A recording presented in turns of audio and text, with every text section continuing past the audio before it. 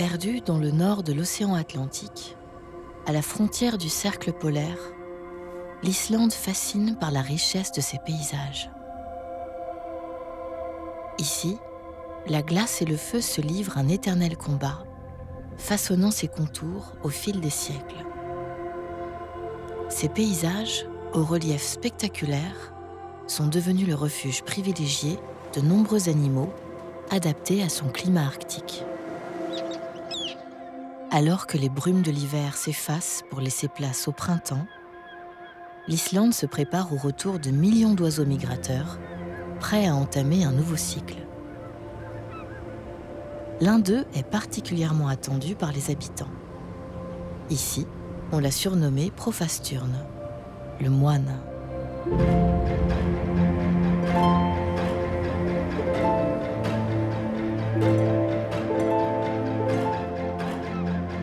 Chaque année, ce sont plus de 10 millions de macareux qui réinvestissent massivement les reliefs de l'Islande. Mais sur les îles Vestman, leur sort inquiète les habitants. Car depuis 2 décennies, les couples ont cessé de se reproduire sur les falaises. Pour éviter que les macareux disparaissent définitivement de l'archipel, tous se mobilisent pour sauver leur emblème. Car derrière le déclin du macareux, c'est aussi toute l'identité d'un pays qui se retrouve menacée.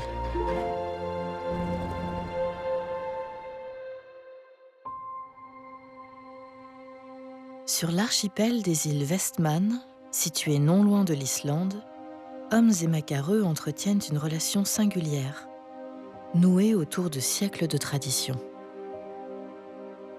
Ce bout de terre de 17 km², né de la séparation des plaques tectoniques et d'une activité volcanique intense, héberge l'unique ville d'Eimae et ses 4000 habitants, mais aussi plus de 2 millions de macareux.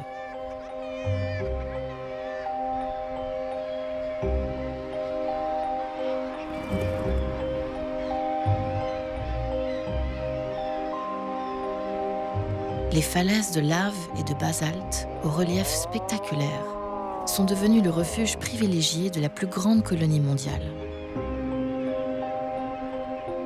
L'herbe a su transformer la pierre de lave en terre, permettant aux oiseaux de s'installer sur ces contours vertigineux, non loin de l'océan.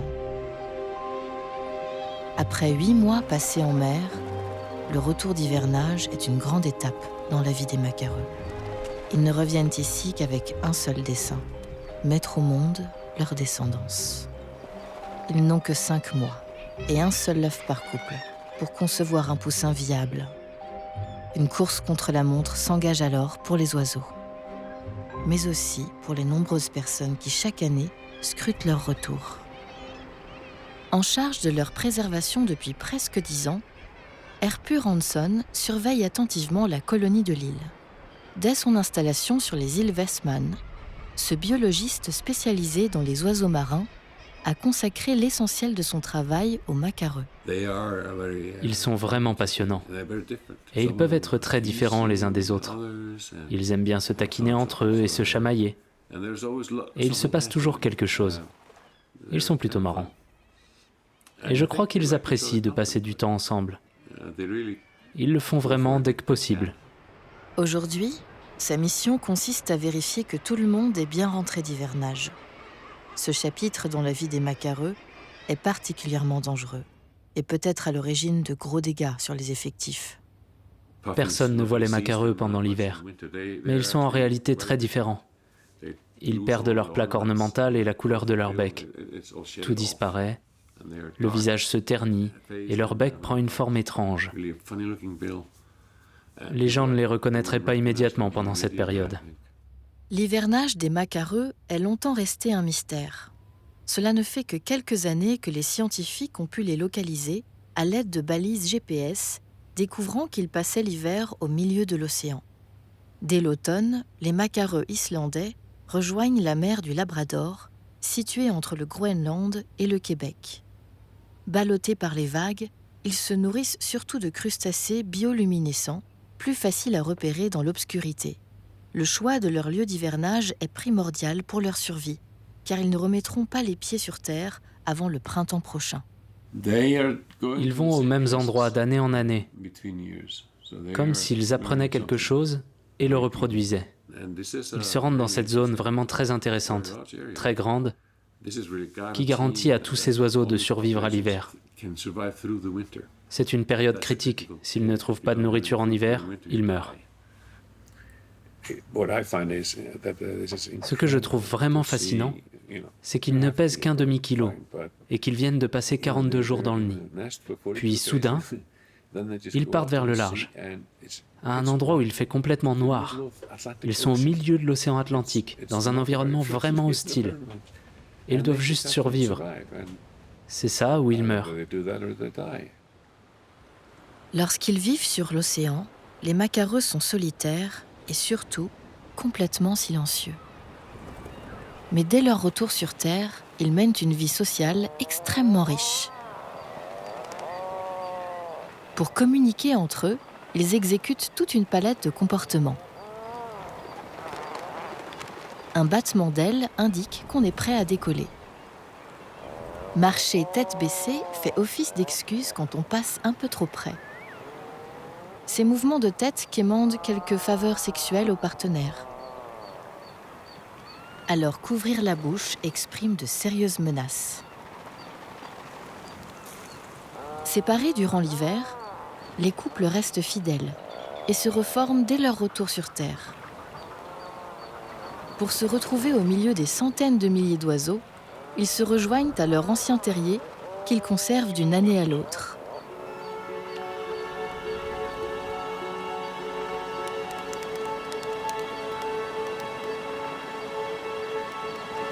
Le son des becs qui s'entrechoquent annonce l'heure des retrouvailles.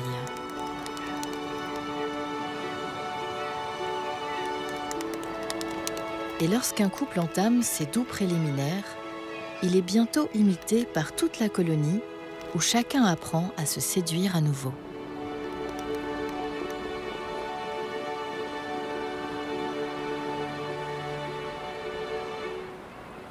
Parfois, le partenaire ne rentre pas d'hivernage. L'autre doit alors rapidement se mettre en quête d'un nouveau conjoint.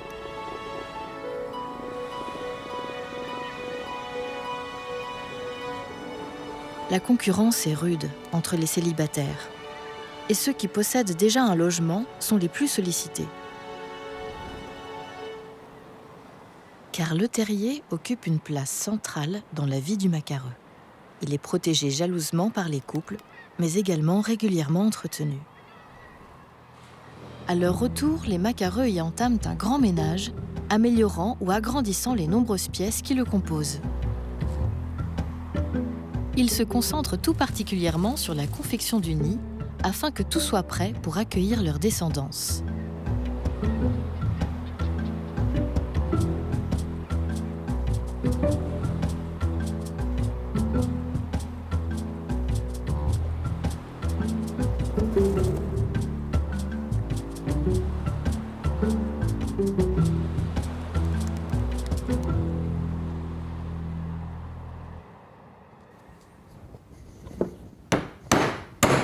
Marino Sigursteinsson est le premier à avoir filmé l'intérieur des terriers. Plombier de profession, il a construit une caméra pour découvrir comment la vie des macareux s'organisait sous terre. Quand tu travailles comme plombier et que tu t'intéresses aux oiseaux et à cette nature si extraordinaire, alors tu dois faire preuve d'imagination pour saisir cette opportunité de comprendre ce qui t'entoure, notamment ces terriers. Personne ne savait ce qu'il y avait à l'intérieur, et moi-même, j'ai été le premier surpris.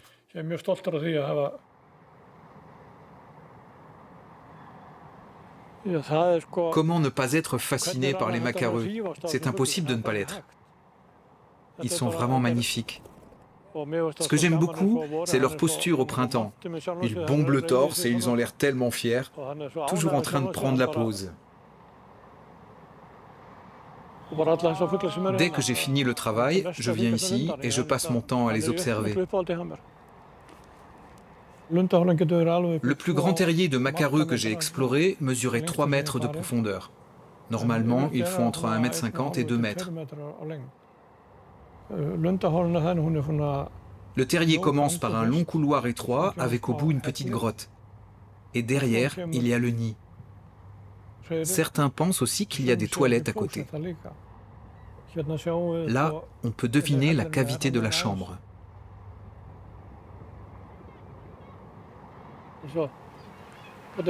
Ici, on voit un macareux avec son poussin. Il est très jeune, il a encore son duvet natal.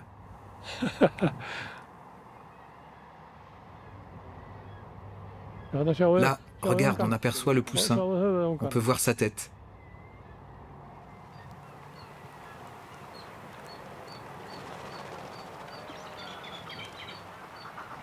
Celui-ci est vide. On comprend, avec l'herbe qui est devant, que personne ne va à l'intérieur. Il y a les racines qui pendent.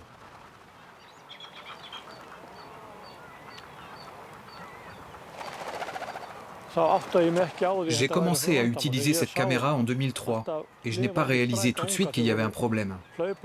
Les poussins que je voyais étaient en forme et plutôt robustes. Ils couraient vers leurs parents et se déplaçaient à l'intérieur du terrier.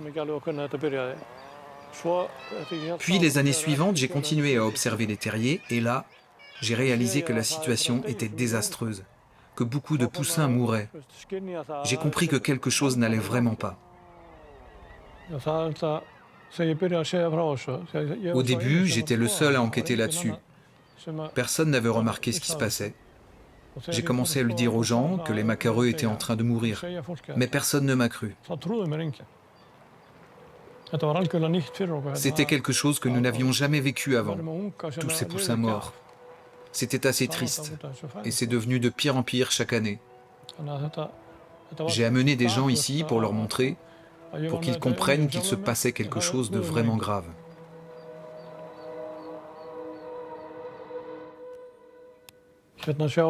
Ici, nous pouvons observer un poussin bien portant. Il a l'air bien nourri et en bonne santé. On voit qu'il court partout dans le terrier. Là, en revanche, il est clair qu'il agonise. Il n'a pas eu assez à manger. Quand j'ai approché la caméra, j'ai dû le pousser un peu. On voit qu'il respire encore, mais à peine. C'est horrible de voir ça. C'est tellement triste.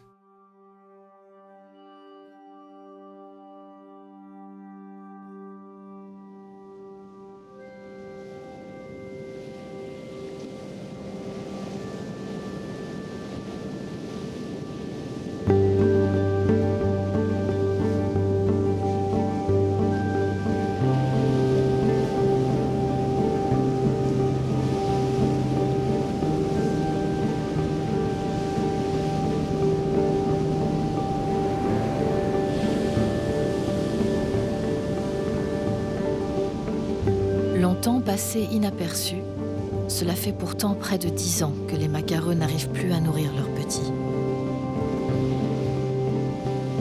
La nourriture s'est faite soudainement rare le long des côtes de Westman. À l'origine de cette pénurie, une migration des populations de poissons que les scientifiques peinent encore à expliquer. Comme beaucoup de pingouins, les macareux ont un vol qui est très énergivore, car leurs ailes sont petites comparées à leur corps. Et le coût énergétique de ce vol est tellement élevé qu'ils doivent manger la moitié de leur poids tous les jours. Donc tout changement de distance pour trouver de la nourriture pour eux ou leurs poussins va rapidement créer un déficit énergétique. Ce qui s'est passé en 2005 à Westman, c'est que la population de l'anson s'est complètement effondrée. Les poissons ont presque tous disparu et c'est la proie principale pour nourrir les poussins. Donc la population de poussins s'est effondrée aussi, à un nombre très bas. Pas zéro, mais presque rien. Et c'est comme ça depuis. Suite à la hausse de la mortalité des poussins, Airpur et son équipe inspectent l'intérieur des terriers qu'ils ont numérotés au préalable. Un mois seulement après le retour des macareux, ils entament le recensement des œufs et des poussins cachés profondément dans la falaise. Cette colonie a des problèmes depuis 15 ans maintenant, et c'est la plus grande. À vrai dire, c'est même la plus grande au monde. Et c'est vraiment un problème si la moitié d'entre eux décident de ne pas se reproduire. Il y a presque 1,1 million de terriers ici, donc même si 10% choisissent de ne pas se reproduire, ça représente déjà plus de 100 000 oiseaux. Les macareux ressentent en quelque sorte que les conditions ne sont pas bonnes. On le voit clairement dans les endroits où il y a des problèmes de nourriture, et on dirait que les oiseaux peuvent l'anticiper. Peut-être juste parce qu'ils ne sont pas en bonne condition physique pour se reproduire, ou qu'ils ont déjà du mal à se nourrir eux-mêmes, mais ils n'essayent tout simplement pas. Et cela diminue beaucoup la production de poussins. Où es-tu? La traque. Il y a quelque chose d'intéressant ici. C'est un œuf abandonné. Il se peut que la coquille soit fêlée, donc ça a juste mal tourné. Et les parents ont compris que quelque chose n'allait pas. C'est à moitié enterré avec des taches de terre dessus. Ça veut dire qu'ils ont arrêté de le couver. Ils ont fait ça en 2011. 80% des œufs ont été abandonnés. Ils sont tous partis. Ça a vraiment été la pire année. En fait, il n'y a pas eu de poussins. Il y avait 10 poussins en ville au lieu de 10 000 d'habitude. Derrière cette hécatombe, les scientifiques soupçonnent les premiers effets du réchauffement climatique. La température de l'océan n'a pris qu'1 degré, mais elle a causé une grande perturbation dans l'écosystème marin. Le phytoplancton a fleuri avec 2 semaines de retard, bouleversant ainsi toute la chaîne alimentaire et condamnant notamment les macareux à la famine. Est-ce qu'il y avait quelque chose en juin? Vide. Point d'interrogation en 9A, rien en 9B. Ok. Donc macareux et un œuf. Quoi? Oui, c'est ça, un macareux et un œuf. C'est bizarre.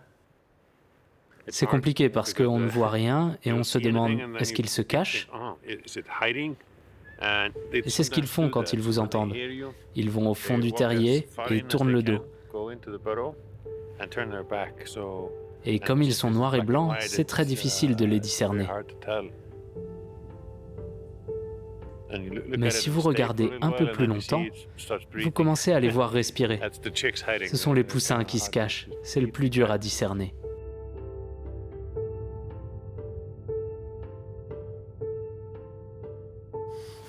Des infos sur sa profondeur? Oui, c'était 1 mètre, 1,60 m. Est-ce que c'est 2 œufs ou... Il y avait un macareux et un œuf. C'est un poussin, très mignon, et prêt à sortir d'ici quelques jours.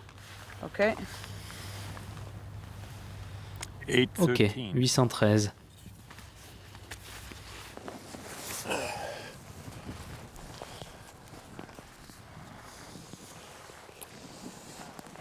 Je crois que celui-ci a déjà été identifié. 63. Oui, on t'a déjà répertorié. Les parents vieillissent et le renouvellement des jeunes macareux est faible. On estime que la population a chuté de 45%. Ce n'est pas quelque chose qu'on observe brutalement, ça se fait progressivement dans le temps. Mais en regardant des vidéos tournées dans les années 80-90, c'est stupéfiant de voir qu'un endroit comme ici était recouvert de macareux.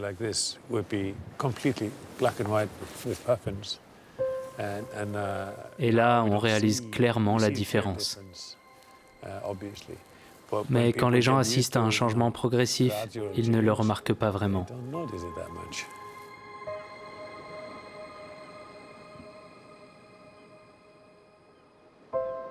Alors que le macareux moine disparaît lentement des falaises islandaises, les étals des magasins regorgent d'objets à l'effigie de l'oiseau.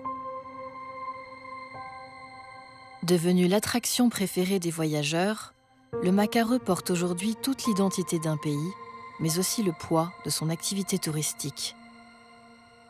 Avec le risque pour l'Islande de perdre de nombreux visiteurs si sa mascotte se transforme en un lointain souvenir.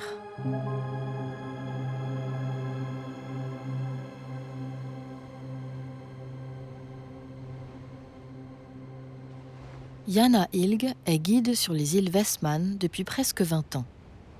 Et elle a assisté au boom touristique qui a frappé l'Islande, avec une fréquentation qui a presque triplé en seulement 7 ans.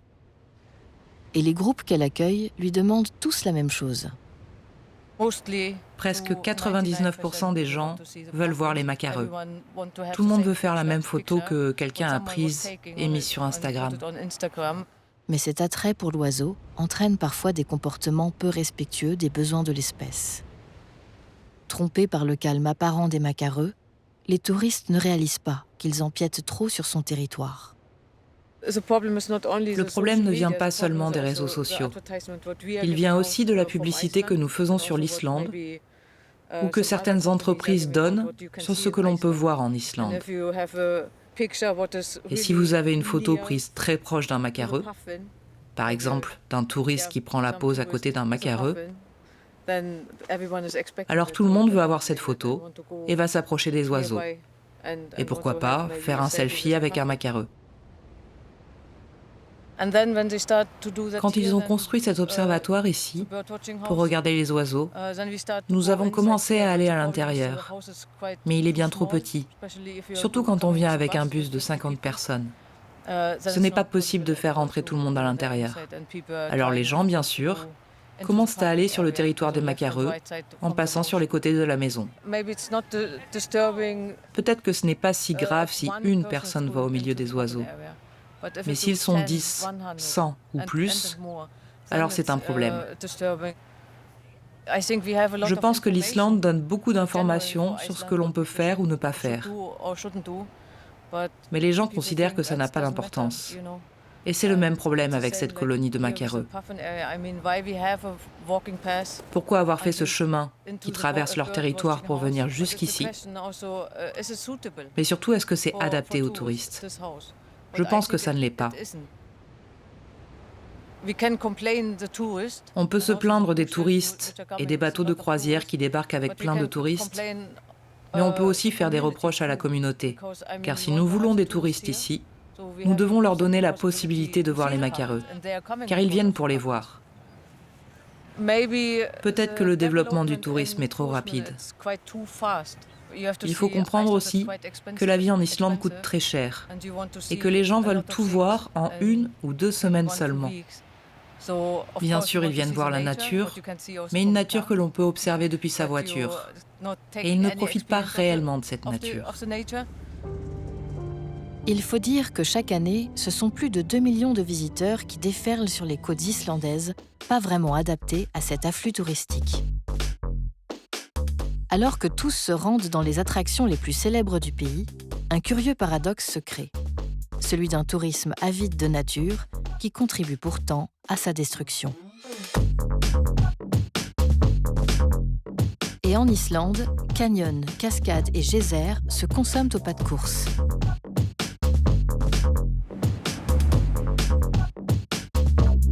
Des vacances à toute allure, ou après avoir alimenté sa story Instagram, il est déjà temps de repartir vers de nouvelles contrées.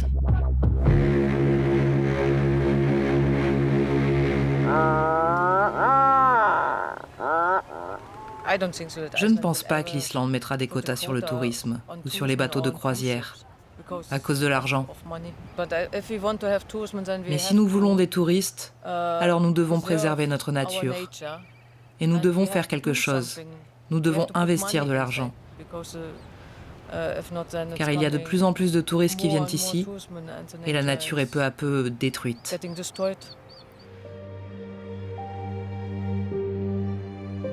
L'Islande se voit prise dans un dilemme propre à notre époque.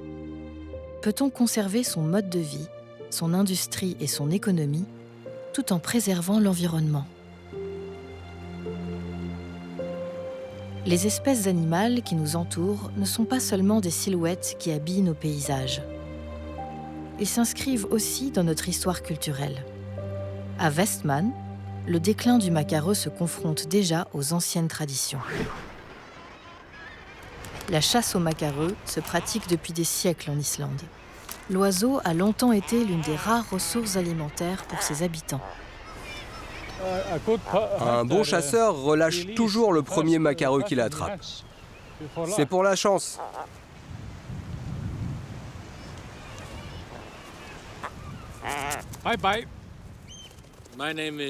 Je m'appelle Georges et j'habite sur les îles Westman. Pendant l'été, je chasse le macareux. J'ai commencé à 14 ans. Je ne me souviens plus combien j'en avais chassé la première fois, peut-être 20 ou 30. Mais l'été suivant, j'en ai capturé 700, ou peut-être même 800. Dans un premier temps, il faut faire attention au vent, car les macareux volent toujours face au vent. Et ensuite, il faut apprendre à bien se placer sur les falaises. Et ça prend du temps d'apprendre tout ça. Avant, quand on parlait des îles Westman, c'était surtout pour parler de tous ces œufs, de tous ces oiseaux et de toute cette nourriture sur laquelle on pouvait compter pendant l'été.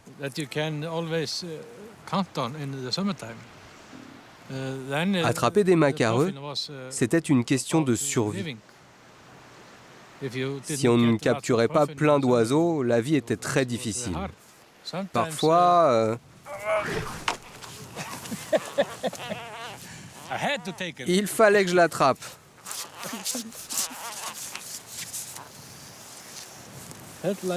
Je crois que c'est un jeune.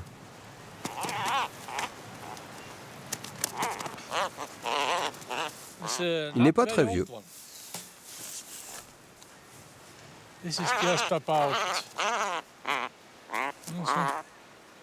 Il doit avoir environ 5 ans. On peut le voir sur le bec. Tu veux un morceau? Le problème à Westman, c'est qu'il n'y a pas assez de nourriture pour les jeunes macareux. C'est le seul problème. Donc la population vieillit et il y a de moins en moins de jeunes. Je suis presque sûr de ne jamais revivre de grandes chasses. Je suis un peu triste, mais je suis comme le macareux. Je me fais vieux.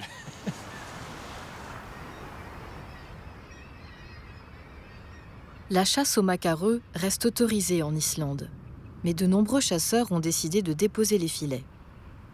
Pour les autres, un compromis se dessine et semble satisfaire tout le monde. Chasser uniquement pour sa consommation personnelle et ainsi stopper la commercialisation de la viande. Une façon d'évoluer avec son temps tout en conservant son héritage culturel. Un répit nécessaire pour les macareux, tandis que les tensions s'accentuent dans la colonie.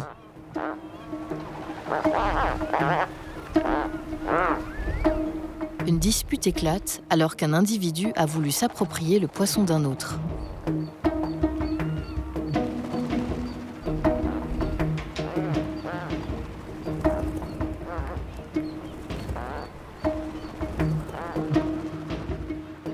Les combats ne sont pas rares chez les macareux et attirent souvent l'attention de nombreux spectateurs.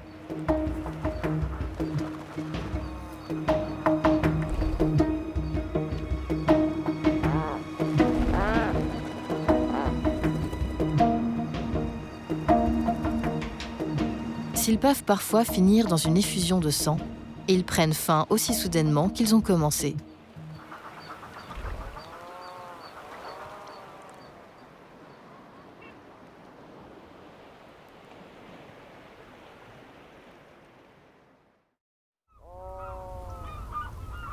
Au début de l'été, dès l'aube, une grande activité règne sur la colonie. À l'intérieur des terriers, les poussins sont désormais tous nés. Les parents enchaînent alors les allers-retours pour nourrir leurs petits.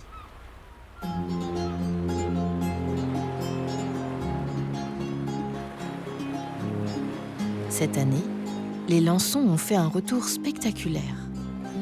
une quantité de nourriture inespérée pour ces familles qui luttent depuis des années contre la famine. Après avoir rejoint l'océan, les parents commencent d'abord par se nourrir et ainsi à reprendre des forces avant d'entamer leur journée.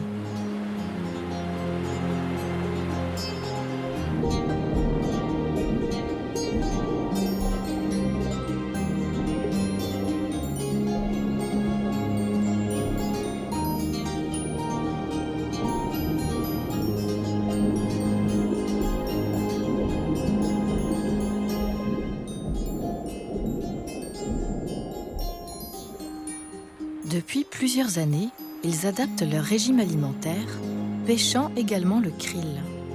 Cette petite crevette nordique leur a permis de survivre lorsque le lançon se faisait rare. Puis c'est le bec chargé de poissons qu'ils retournent à la colonie.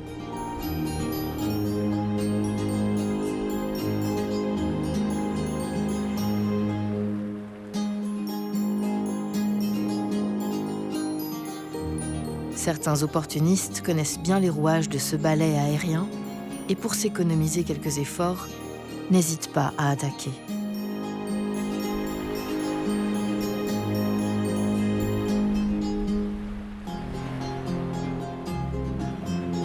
Avec ses 18 cm de haut, le macareux ne fait guère le poids face au goéland.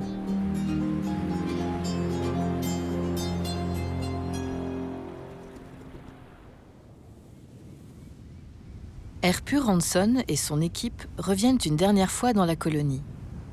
Il est déjà temps de faire le bilan de cette saison et surtout de vérifier que les macareux ont eu suffisamment de nourriture cette année.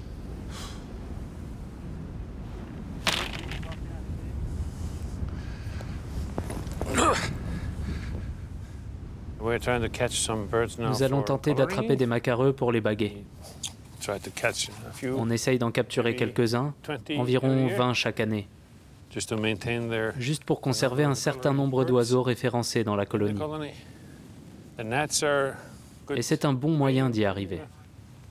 C'est aussi un moment très excitant. Quand ils se prennent dans le filet, ça peut être assez spectaculaire.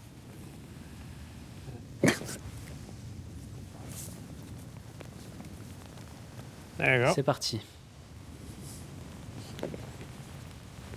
Non, tu es censé descendre en parallèle.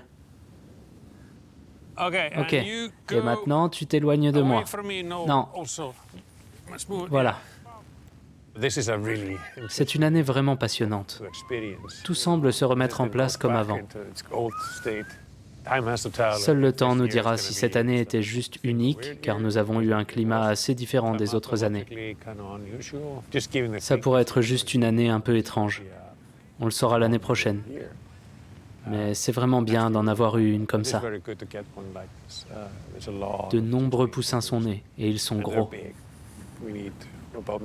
Nous avons besoin d'1 million d'oiseaux pour rattraper la perte. Donc ça devrait prendre environ 10 ans, quelque chose comme ça. Si nous avons de bonnes saisons comme cette année. C'est nouveau tout ça pour moi. J'ai toujours connu une production de poussins en baisse et une population qui décline. Aujourd'hui, la démographie est passée à plus de 1. Donc il y a même un surplus.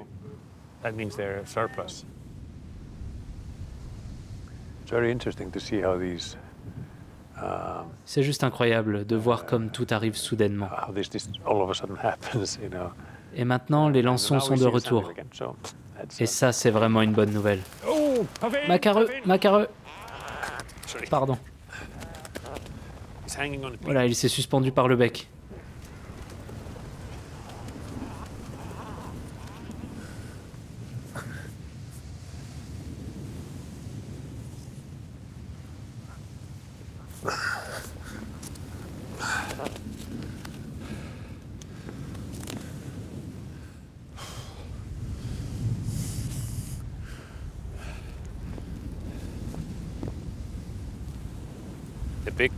Notre plus grand problème, c'est que l'avenir reste incertain. Nous observons, comme tout le monde en ce moment, que le changement climatique est bien réel. Et ce que nous savons déjà avec nos estimations, c'est que 1 degré de plus pendant le siècle à venir va causer une réduction de plus de 55% des poussins. C'est énorme. C'est la moitié de ce que nous avons aujourd'hui. C'est en quelque sorte le pire scénario lié au dérèglement climatique. L'autre possibilité, c'est que les lançons ne soient pas remplacés par autre chose comme le krill. J'espère bien entendu qu'ils pourront adapter leur régime alimentaire et que nous ne les perdrons pas complètement. Il y aurait des réductions, mais on ne les verrait pas partir définitivement. Et je ne pense pas qu'ils vont s'éteindre. Ces petits gars sont là depuis très longtemps. Ils ont vécu l'âge de glace avec bien plus de changements de température. Ils ont traversé beaucoup d'épreuves durant leur existence. Donc je ne crois pas qu'ils vont complètement disparaître.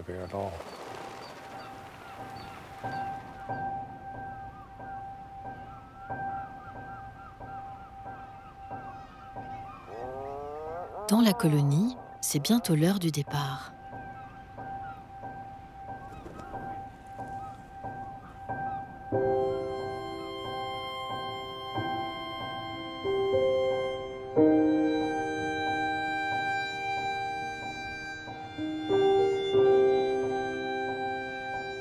Après plus de 40 jours passés dans le nid, les poussins commencent timidement à sortir de leur terrier et découvrent pour la première fois le monde extérieur.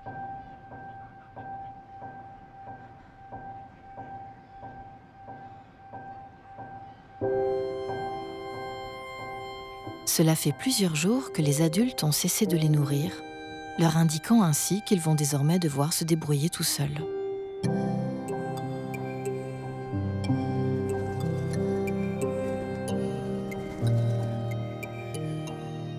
Leur enfance s'achève déjà. Et il leur reste peu de temps pour acquérir les rudiments de cette nouvelle vie en plein air, loin de la sécurité du nid. Bientôt, ils iront vivre au milieu des vagues de l'Atlantique, loin de leurs parents.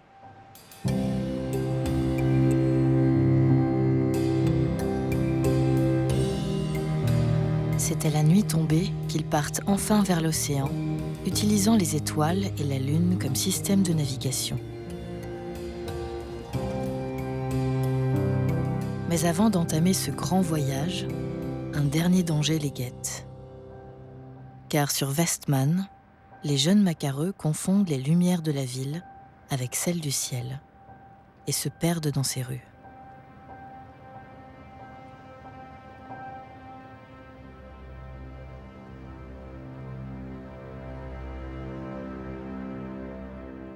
À Heimae, les habitants en ont fait une fête traditionnelle. En famille ou entre amis, à pied ou en voiture, tous sillonnent les rues munis de cartons à la recherche de poussins égarés. Cette tradition existe depuis des années. Les enfants grandissent avec et tous les soirs, ils parcourent les rues la nuit pour sauver les macareux. Je l'ai fait quand j'étais jeune, ainsi que mon fils, et maintenant mes petits-enfants. Ça fait partie de notre vie ici, d'aider les macareux.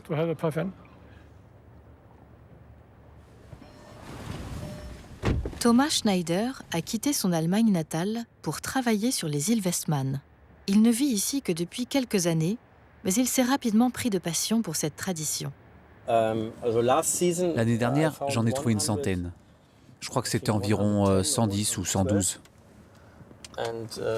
Et cette année, pour l'instant, 3 seulement. Mais là, c'est vraiment le tout début de la saison. Et il y a plein de poussins dans les rues. Je crois que l'année dernière, je pense que j'ai dû faire 15 ou 20 sorties. C'est que j'ai aussi un vrai travail à côté. Je commence à travailler à 6 heures du matin. Et une fois la journée terminée, je rentre faire une sieste. Et ensuite, je pars faire des recherches jusqu'à 1h ou 2h du matin. Ça dépend aussi du nombre de personnes dans les rues.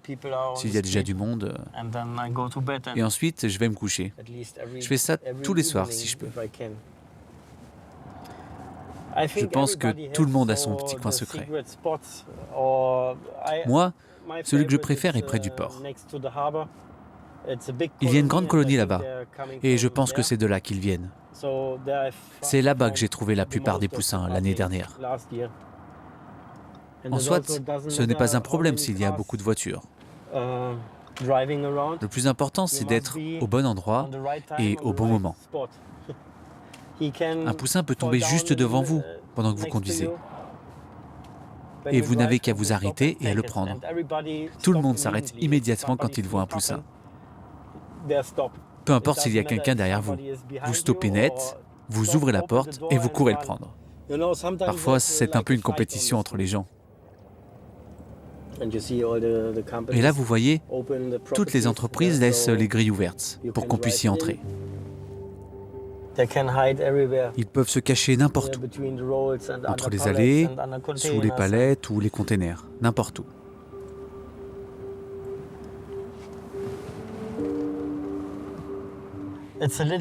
En fait, c'est un peu comme une chasse quand on part à leur recherche. C'est surtout émouvant de les relâcher et de les voir s'envoler vers l'océan. Ah, j'adore ça. En général, j'essaye de les libérer aussitôt, tant qu'il fait encore nuit. Si je vois qu'ils sont assez grands et assez forts pour être relâchés, alors je le fais tout de suite.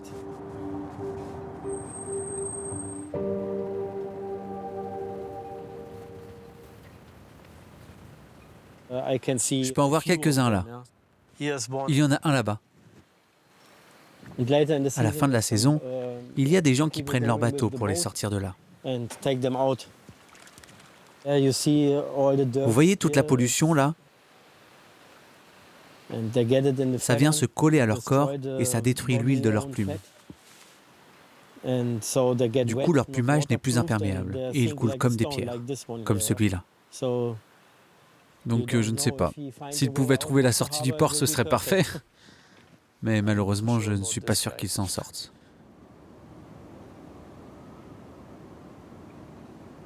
Au cœur de la nuit, les captures de poussins se multiplient.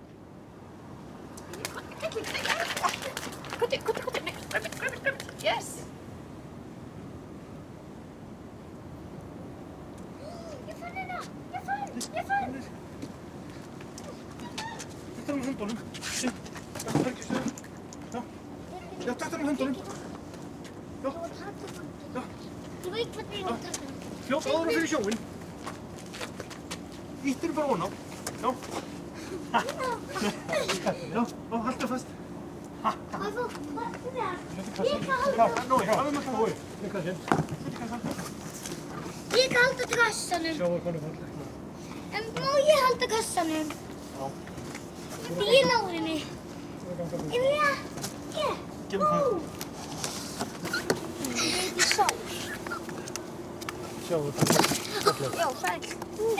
Dès demain, les jeunes maquereaux seront relâchés vers l'océan pour ainsi rejoindre leur lieu d'hivernage.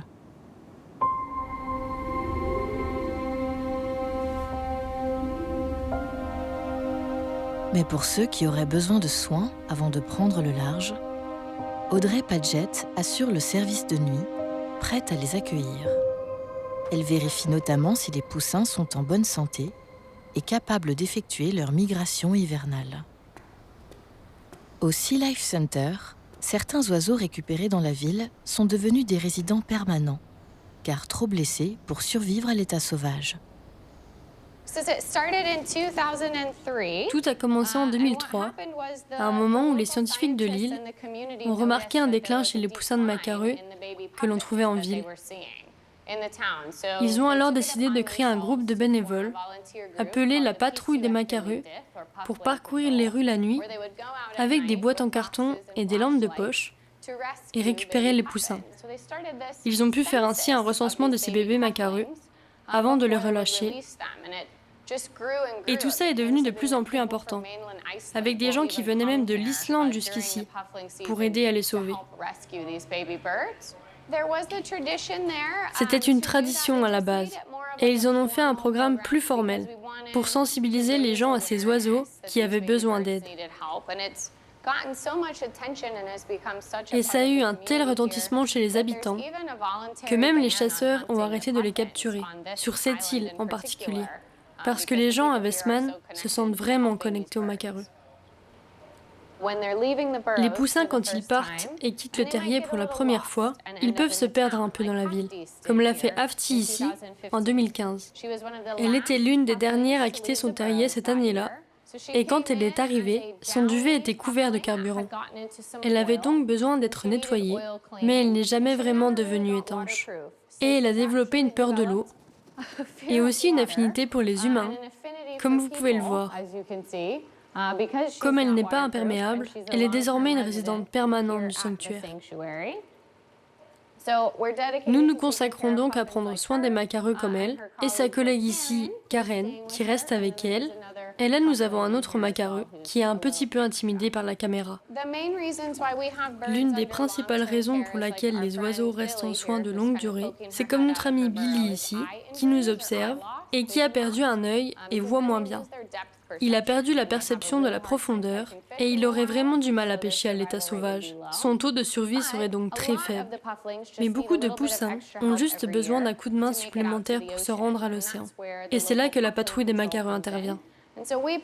Et nous prenons le relais pour les oiseaux qui ont besoin d'une assistance médicale, d'être nettoyés, ou alors de soins de réadaptation plus longs, par exemple lorsqu'ils ont des blessures plus graves qui les empêcheraient de survivre à l'état sauvage. Vous développez une relation avec eux, vous apprenez à les connaître, vous pouvez les différencier. Certains d'entre eux sont moins sélectifs sur les personnes qui les entourent, et d'autres plus. Tu en veux, ma belle? Non? Ils peuvent être très sociables, en particulier avec les gens qu'ils connaissent bien, ou les autres macareux avec qui ils ont vécu pendant un moment. Comme vous pouvez le voir, Hafti a l'habitude d'être manipulée, et elle a décidé d'avoir un meilleur point de vue sur ce qui se passe. On dirait que Karen est partie pour une petite baignade. Elle est blessée à la jambe. C'est pour ça qu'elle n'est pas très gracieuse. L'année où je suis arrivée, les habitants ont retrouvé 5000 poussins. Et l'année dernière, c'était plus de 7500 qui ont été trouvés et relâchés. On attend de voir combien il y en aura cette année. Mais les terriers ont l'air bien occupés, avec beaucoup de poussins à l'intérieur. Alors j'espère que ce sera une autre bonne année pour ces petits gars. Nous essayons de les libérer dès que possible. La plupart d'entre eux ont encore leur duvet et ils ont besoin d'un jour ou deux pour le perdre. Puis s'ils ont pu huiler et lisser leurs plumes, alors ils peuvent être relâchés. Cela dépend vraiment de leur âge et de combien de temps ils doivent être nettoyés avant qu'ils ne soient étanches. Et cela peut prendre quelques jours jusqu'à quelques semaines. Nous avions 30 poussins qui sont restés avec nous tout l'hiver cette année, car ils n'étaient pas encore imperméables au moment de la migration des macareux.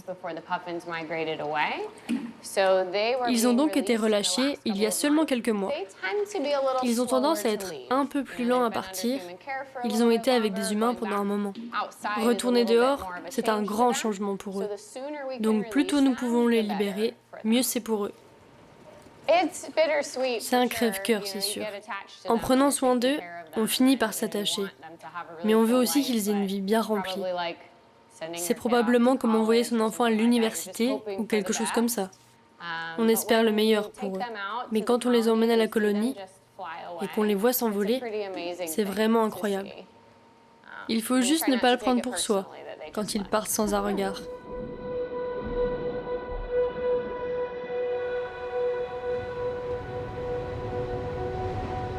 Muets par leur instinct, les macareux ont quitté les falaises aussi soudainement qu'ils étaient arrivés. En regagnant le large, ils laissent derrière eux l'affection de leur famille, la sécurité de leur terrier, mais aussi les habitants de l'île, qui les voient partir à regret. En choisissant de calquer leur rythme de vie sur celui de l'oiseau, les habitants de Westman ont su conserver une existence en harmonie avec leur environnement. Une conduite qu'ils se transmettent précieusement de génération en génération. Mais les actions des habitants suffiront-elles à faire face à un problème bien plus universel ? Car le destin du macareux reste largement dépendant des conséquences du réchauffement climatique. En perdant le macareux, les Islandais ont bien conscience que c'est une partie de leur tradition qui pourrait également disparaître.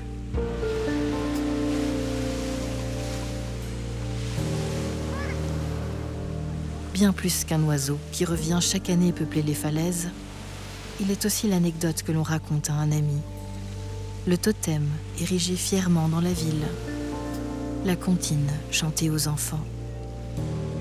Fidèles à leur île, les poussins nés à Vestman reviendront vivre sur la falaise d'ici quelques années, fondant à leur tour leur famille, luttant pour ne pas devenir l'emblème du passé.